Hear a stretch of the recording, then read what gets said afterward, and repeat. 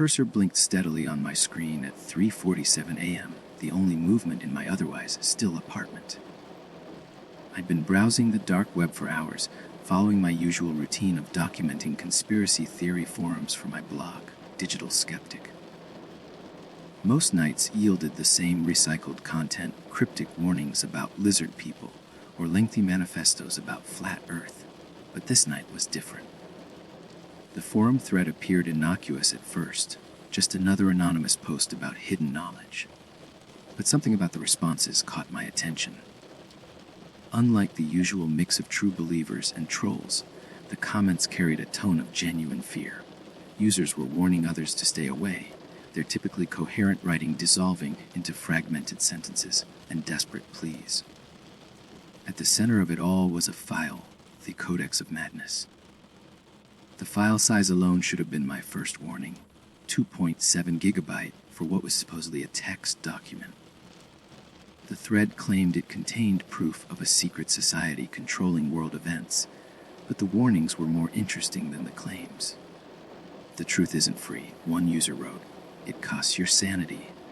Another simply posted, I should have listened. They're here now. Don't open it. I downloaded it, of course.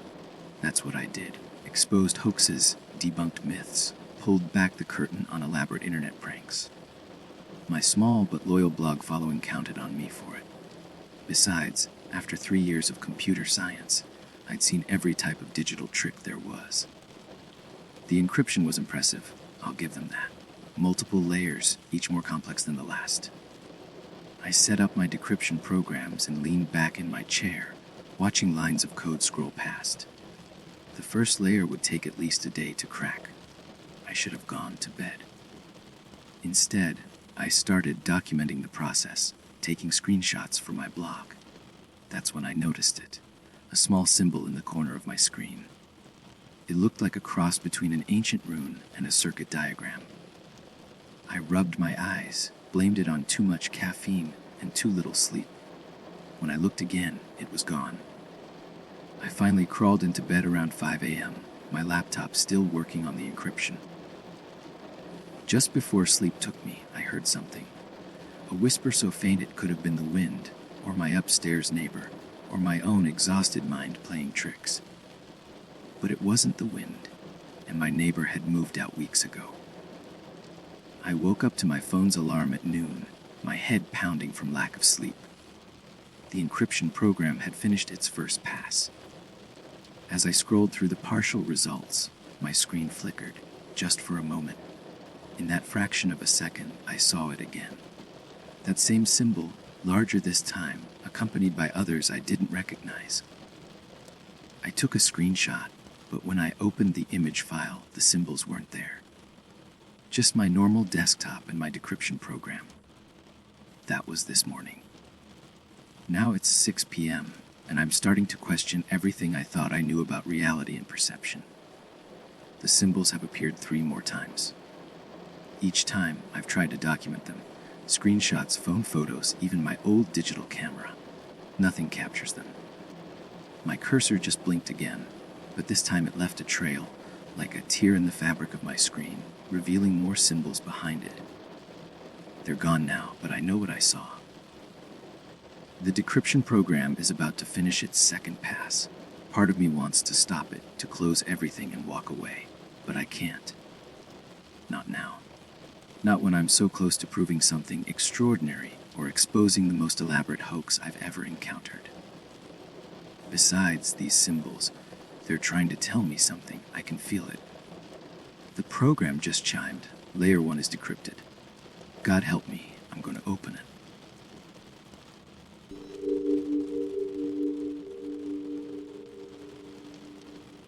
I've started recording myself.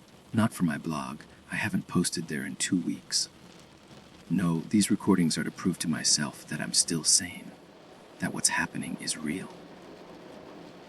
The first layer of the Codex revealed what looked like an endless stream of code, but hidden within it were patterns, sequences that didn't belong.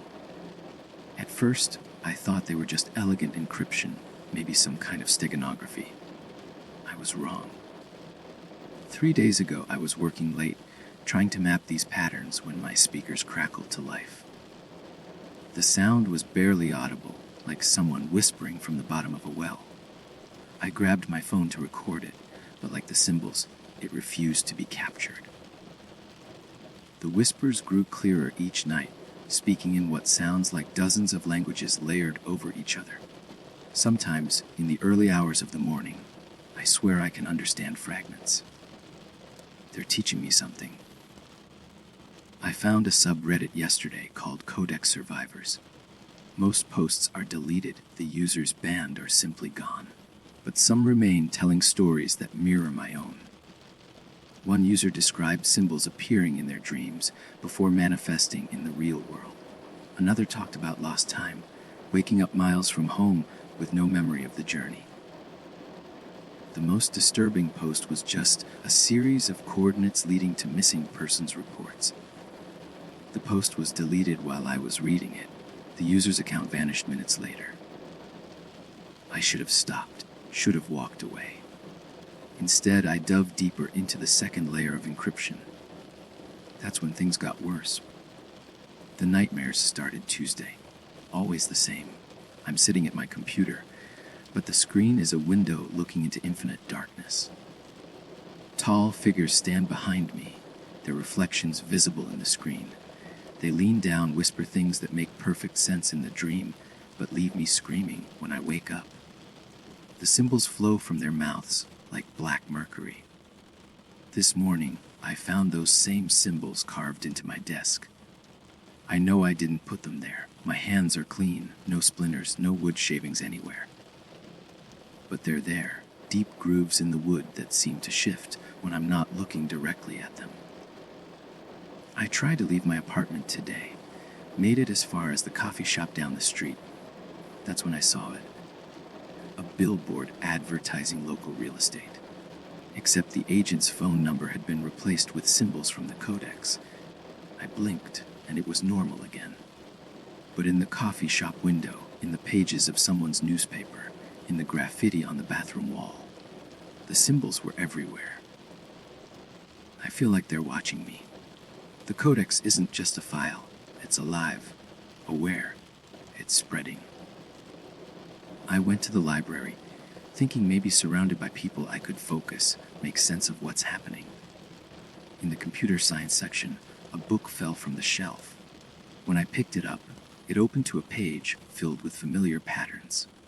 The publication date was 1962. On my way out, a librarian stopped me, asked if I was okay, said I'd been standing in the same spot for 3 hours, muttering in a language she didn't recognize. I don't remember any of it. Back home now. The second layer is almost decrypted. My screen keeps flickering, showing glimpses of something vast and dark behind the interface. The whispers are constant now, a chorus of voices, speaking in perfect harmony. A new message just appeared in the decrypted text. The truth lies beneath the surface, but beware, it will cost you everything. The worst part, it wasn't part of the encryption. The message typed itself out as I watched, cursor moving on its own, each letter accompanied by a whisper. My hands are shaking as I write this, not from fear, from anticipation. Because despite everything, despite the terror and the lost time and the growing certainty that I'm being pulled into something I can't escape, I need to know more. The voices agree. They say I'm ready for the third layer.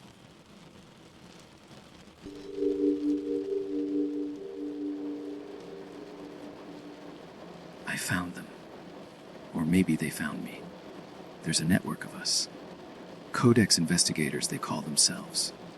We meet in an abandoned tech incubator downtown, a fitting place for people whose lives have been destroyed by digital darkness. The building's security cameras don't work anymore. They say the symbols corrupt any device that tries to record our meetings. I can't tell you how many of us there are. The number changes each week. Some disappear. Others show up wild-eyed and rambling, drawn here by their dreams. Sarah runs the group.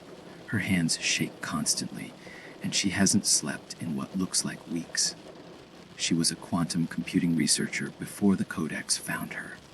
Now she spends her time mapping connections between ancient occult texts and binary code. It's not just a document, she told me during my first meeting. It's a key, a weapon. The veil created it to identify those who could see beyond the curtain of reality, those who could be useful to them. The veil, that's what they call themselves. The ones who wrote the Codex. Sarah says they've been around since before written history, guiding human events.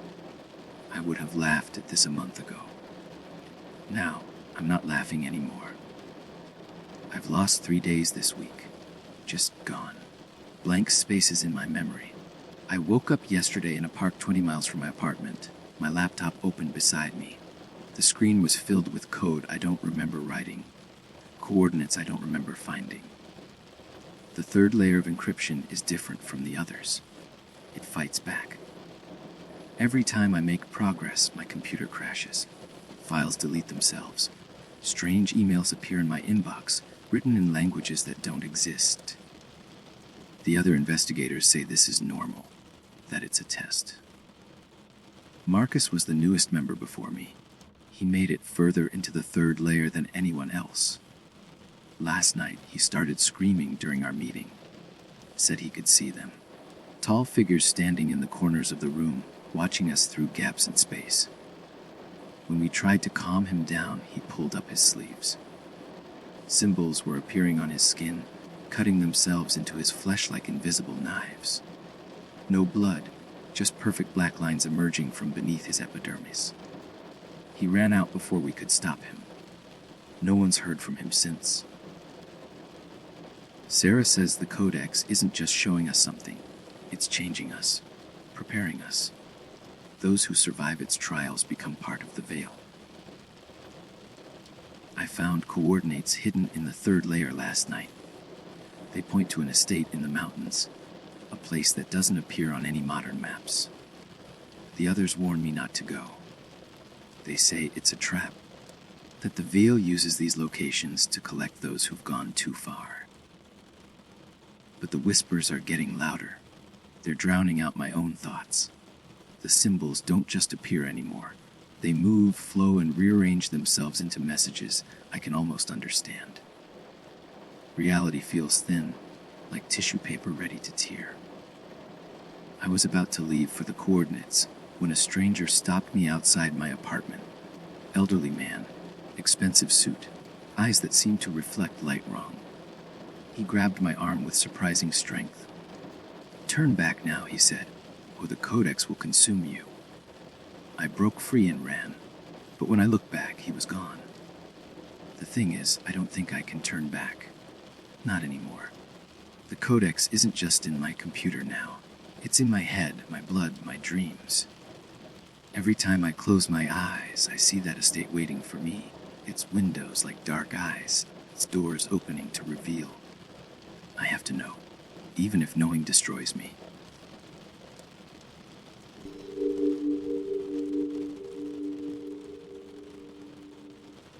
The estate stands before me now, exactly as it appeared in my dreams. Victorian architecture twisted by time and something else. Something that makes the angles wrong, the shadows too deep. I'm writing this from my car, parked at the base of the overgrown driveway. My laptop screen keeps flickering, showing glimpses of what looks like faces in the static. The coordinates led me through back roads that aren't on any GPS.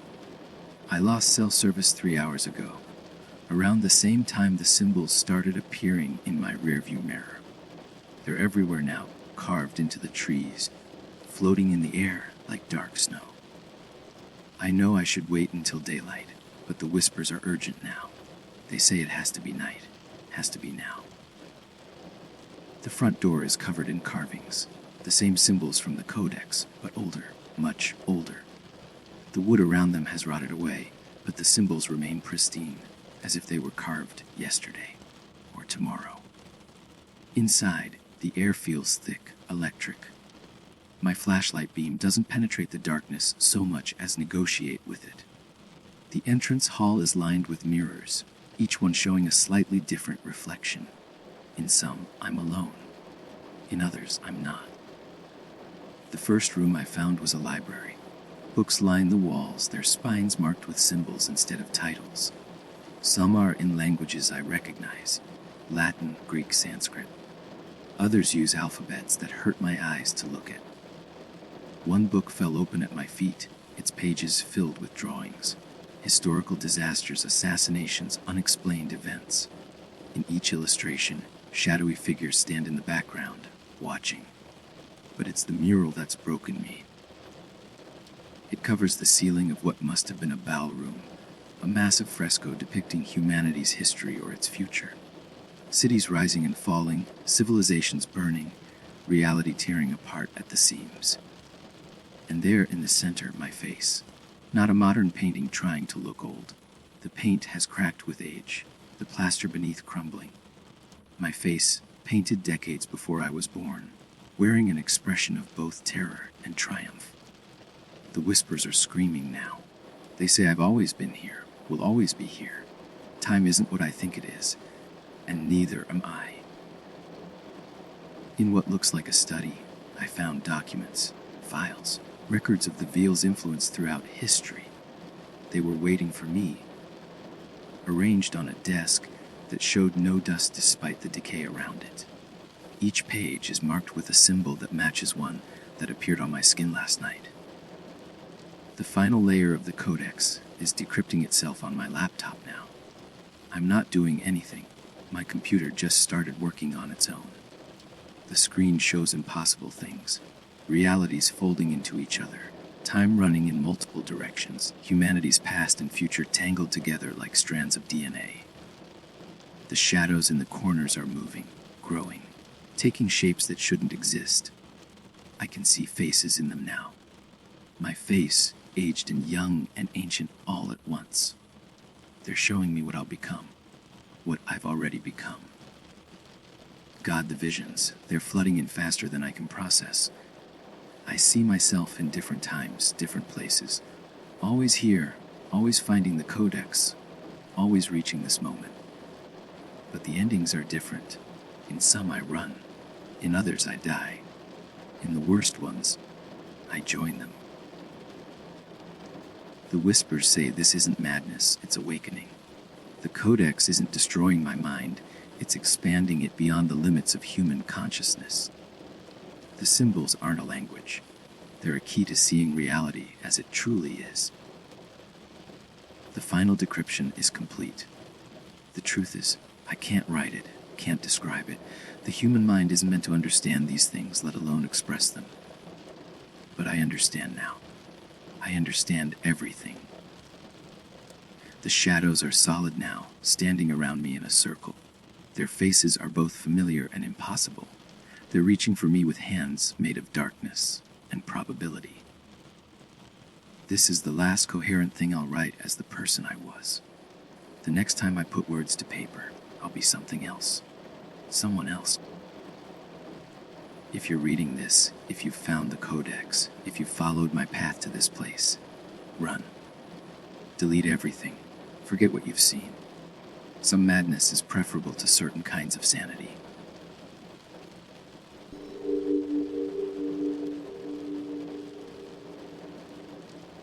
I'm back in my apartment. At least, that's what it looks like, feels like.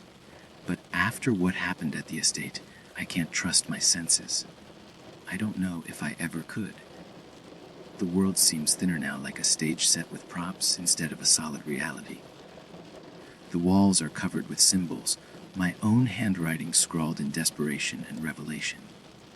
The whispers are gone, replaced by a hollow silence that's somehow worse. I avoided mirrors for days, certain that the shadows from my nightmares were waiting just behind my reflection. When I finally looked, my face was different. Older, more worn, as if I'd lived 100 lives since I last saw myself. My eyes, though, my eyes were the same. Or maybe it was the eyes in the mirror that matched mine. I can't tell anymore. Friends and family have been calling, but I can't answer. I don't know what I would say. My phone's screen is a kaleidoscope of symbols now, each call or message rearranging them into new patterns. I tried to write them down, but the paper rejects the ink, leaving only more symbols in its place. The people I once knew are strangers now. Their voices sound like echoes from another world, one I no longer belong to. They say they're worried that I've changed, that I need help. But how can I explain that what they see as madness is clarity? That the world they live in is a shadow of the truth? The investigators have vanished. Our meeting place is empty, the tech incubator now just an abandoned building with no trace of the network that once gathered there. I don't know if they were consumed by the Codex, or if they moved on to something greater. I'll never know. The Codex sits on my desk, its screen dark but pulsating with an inner light. I can feel it calling to me, urging me to complete what I started, to become what I was always meant to be. But I can't. Not yet. Maybe not ever. I've barricaded myself in here, hoping to hold on to the last threads of my old self. The symbols are everywhere, covering the walls, the floors, even etched into my skin. They tell a story I can't fully understand, a narrative that loops through time and space, always ending in the same inevitable conclusion. The shadows still visit at night, whispering riddles and promises. They say I can join them, become part of something eternal and infinite. But I don't know if I want that, if I can accept that. I've started writing a journal, trying to capture the fragments of my sanity that remain. Each entry is a mix of hallucination and reality, a tapestry of fear and understanding. I don't know if anyone will ever read it, or if it will be lost in the chaos that follows. The final line of my latest entry reads, "If they're not real, I'll get better. But if they are, I'll be safer locked away from the world, won't I?" I've packed a bag with a few essentials. Tomorrow, I'll admit myself to a mental hospital. It's the only place where the Codex and the veil can't reach me. I hope. I hope you enjoyed today's story. If you want more tales like this, hit like and subscribe. I really appreciate it. Stay safe, and I'll see you next time.